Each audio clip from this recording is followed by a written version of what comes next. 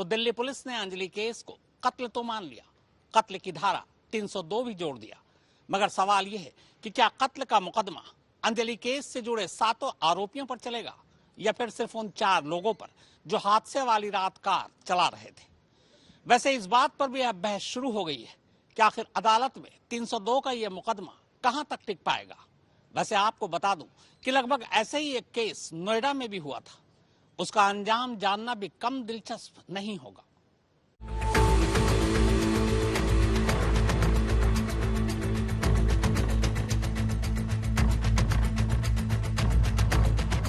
आज तक और इंडिया टुडे का मैं तहे दिल से धन्यवाद कहूंगा, क्योंकि पहले दिन से आपने अंजलि के केस में 302 की मांग की है।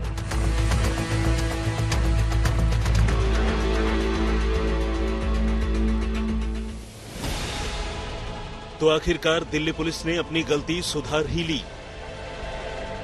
अंजलि केस की इस पुरानी एफआईआर में आईपीसी की धारा 304 को हटाकर अब नई धारा 302 जोड़ दी गई है।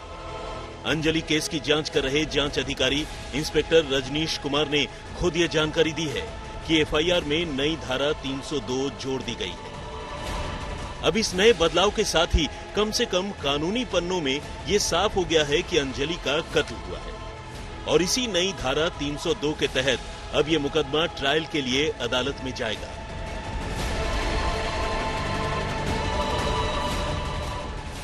कल हम 140 करोड़ भारतीयों की जीत हुई है।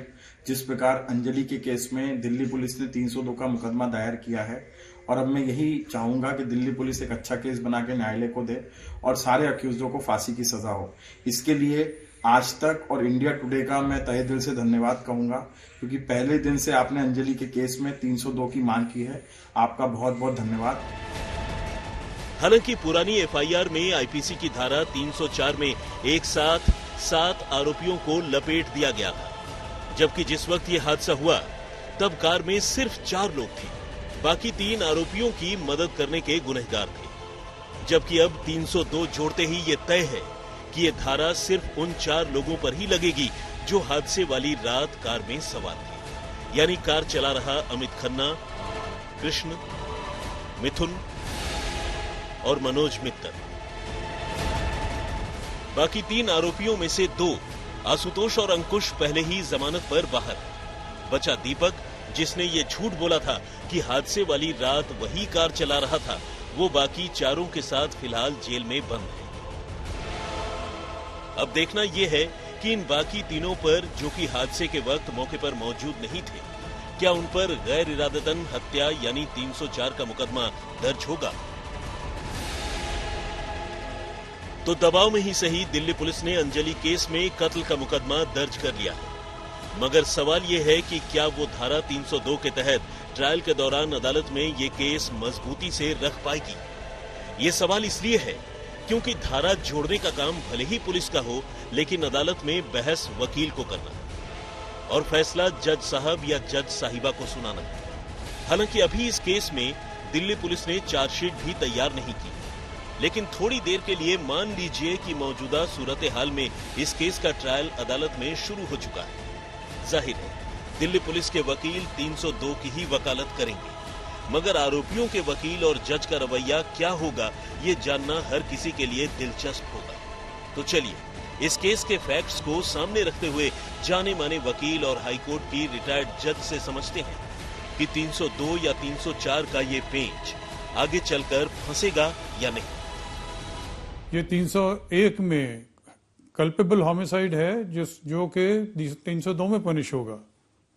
इसीलिए मैं समझता हूं कि जो अदालत का फैसला है कि इसमें 302 भी लगाया जाए, वो सही है। कुछ दूर जाके उतर के देखा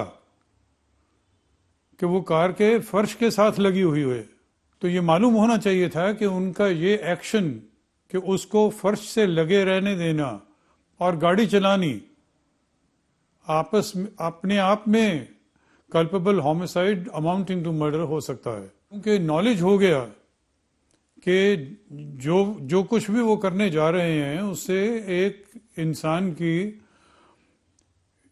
जान जा सकती है, तो ये 302 बनेगा, culpable homicide amounting to murder. 304 तो हो सकता है, culpable homicide not amounting to murder, but इसको मर्डर डिक्लेयर करना on the facts is not justified. किसी का मर्डर करना होता है, उसके लिए प्लानिंग करते हैं, उसके लिए इंटेंशन होती है, मोटिव होता है। इस केस में क्या मोटिव था? इस केस में कार जा रही है, एक स्कूटर पे लेडी जा रही है, वो हिट करते हैं, वो गिरती है और ये कार उसके ऊपर से चढ़ा देते हैं। अनफॉर्चुनेटली उसके कोई part of the body is stuck to the car, तो कार ड्रैग करके चली गई। इसमें क्या इंटेंशन थी, क्या मोटिव था? इसमें ना तो इंटेंशन है ना मोटिव है। मर्डर के लिए आपका मोटिव होना चाहिए, मर्डर के लिए आपकी इंटेंशन होनी चाहिए। इस केस में कोई पुलिस ने अभी तक जो इन्वेस्टिगेशन की है उसमें कोई मोटिव नहीं है।